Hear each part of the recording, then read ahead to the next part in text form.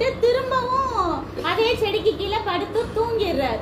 அப்போ ரெண்டாவது தடையும் ஏஞ்சல் வந்து என்ன சொல்றாங்கன்னா, எந்திரி எந்திரி, நீ போக வேண்டிய தூரம் வந்து ரொம்ப தூரம், நீ வந்து என்னது இப்பதான் நான் சாக போறேன் அப்படின்னு சொல்லி நீ சொல்ற.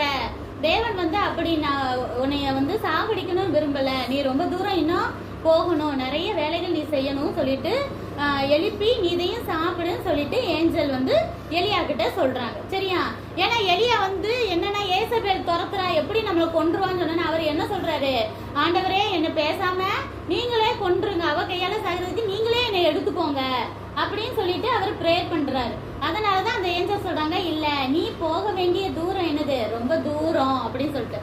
இதே போலதான் இது இந்த யூடியூப் ஷார்ட்ஸோ யாரோ பாக்குறவங்களுக்குள்ள ஒருவேளை அந்த மாதிரி தற்கொலை எண்ணத்தை பிசாசு போட்டானா தேவன் அவங்களுக்கு என்ன சொல்றாருன்னா, நீங்க போக வேண்டிய தூரம் ரொம்ப தூரம், வாழ்க்கையில வந்து நிறைய விஷயங்களை செய்யணும் தேவனுக்காக, தேவன் உங்களுக்காக நிறைய ஆசீர்வாதங்களை தர்றதுக்காக காத்துக்கிட்டு இருக்காரு.